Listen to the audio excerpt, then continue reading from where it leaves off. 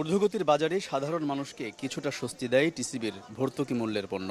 তবে তা নিয়েও এখন অস্বস্তিতে স্বল্প আয়ের খেটে খাওয়া মানুষ। স্মার্ট কার্ডের উদ্বোধন জেনে পণ্য কিনতে এসে নাজেহাল অবস্থা তাদের, কারণ কাজ করছে না ১.৫ বছরের চেষ্টার পর হাতে পাওয়া স্মার্ট কার্ডটি। ৬ মাস আগে এটা পাইছি, এ পর্যন্ত রেশন একদিনও পাই নাই।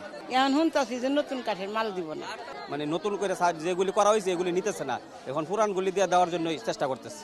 সোমবার সকালে রাজধানীর বনানীর আনসার ক্যাম্প মাঠে টিসিবির জুলাই মাসের বিক্রির উদ্বোধনে এসে স্মার্ট কার্ড উদ্বোধন করেন বাণিজ্য সচিব। অথচ এখনও প্রস্তুত হয়নি সফটওয়্যার, কাজ না করায় বন্ধ বিক্রিও। স্মার্ট কার্ড তো আজকেই কেবল দেওয়া হয়েছে তাদের কাছে, এই হলো বিষয়। কিন্তু এখন মাল পুরাতন কার্ড দিয়ে এখন গ্রহণ করবে। আমরা তো কয়েকটা কার্ডে স্ক্যান করে মাত্র দিয়েছি, উদ্বোধন হয়ে গেল। এখন আমরা এই কার্ড বিলিও করা হয় না এখন পর্যন্ত সম্পূর্ণরূপে, জাস্ট কয়েকজনকে দিয়েছে। এই স্মার্ট কার্ড কাজ না করায় অনেকেই ফিরে গেছেন পণ্য না পেয়ে। আর দীর্ঘক্ষণ লাইনে দাঁড়িয়ে থাকার পর অবশেষে পুরনো কার্ড দিয়েই শুরু হয় বিক্রি। তবে এবার পেঁয়াজ ও চিনি না থাকায় ক্ষুব্ধ ক্রেতারা। এখন জন্ম সনদ দিয়ে খোলো বিকাশ স্টুডেন্ট অ্যাকাউন্ট, নিজের বিকাশ নিজে কর।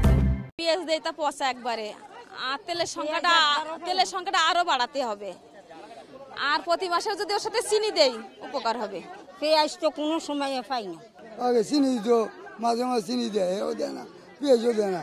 এদিকে স্মার্ট কার্ড বিতরণ 2 থেকে 3 মাসের মধ্যে শেষ করার আশা বাণিজ্য সচিবের। টিসিবির পণ্য বাস্কেটে আমরা আরও কয়েকটি পণ্য যোগ করার চেষ্টা করছি, সেটি আমাদের সংগ্রহের বিভিন্ন প্রক্রিয়া বা ধাপগুলো চলমান আছে। নর্মালি চিনি, আলু, পেঁয়াজ এই তিনটি এখানে যুক্ত করার বিভিন্নভাবে চেষ্টা করছি, কারণ আমাদের কয়েকটি পণ্যের কিছু দাম ওঠানামা করছে, সেটা আমরা মনিটর করছি। এখন থেকে দোকান কিংবা নির্ধারিত স্থায়ী স্থাপনায় বিক্রি কার্যক্রম চলবে বলে জানিয়েছে টিসিবি। জুলাই মাস জুড়ে ভোজ্য তেল 2 লিটার, 2 কেজি মসুর ডাল ও 5 কেজি চাল কিনতে পারবেন কার্ডধারী ক্রেতারা। টিসিবির চালের দাম ধরা হয়েছে কেজি 30 টাকা, মসুর ডাল 60 টাকা কেজি ও ভোজ্য তেল লিটারে 100 টাকা।